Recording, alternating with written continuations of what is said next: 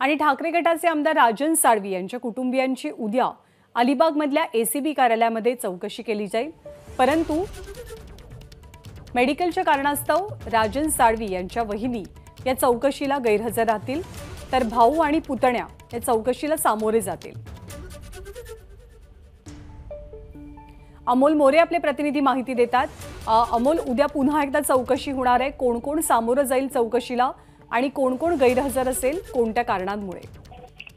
नंदा, राजन साळवींची जी ACB चौकशी सुरू आहे त्यात अनुषंगाने त्यांच्या कुटुंबियांना ही एसीबीने नोटीस पाठवली होती आणि त्यामध्ये त्यांनी 27 डिसेंबर रोजी हजर राहा असं म्हटलं होतं। पण काही कारणास्तव राजन साळवी यांच्या कुटुंबियांनी 10 जानेवारीपर्यंतची वेळ वाढवून घेतली होती आणि आता राजन साळवी यांचे कुटुंबीय उद्या हजर राहतात।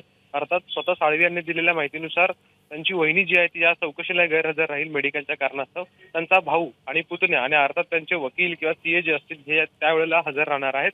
स्वतः राजन साळवी यावेळेला त्यांच्या कुटुंबियांसोबत चौकशीसाठी सामोरे म्हणजे हजर राहते त्यांच्यासोबत। त्याचं एक इंटरेस्टिंग गोष्ट हीच आहे महत्वाची की उद्या आमदार अपात्रतेची सुनावणी आहे आणि त्याच वेळेला राजन साळवी यांच्या कुटुंबियांची देखील एसीबी चौकशी होणार आहे। त्यामुळे सकाळी 17 तर राजन साळवी जे आहेत ते उद्या दिवसभर किंवा सकाळी 17 पासून जे ते अलिबागमध्ये असणार आहेत।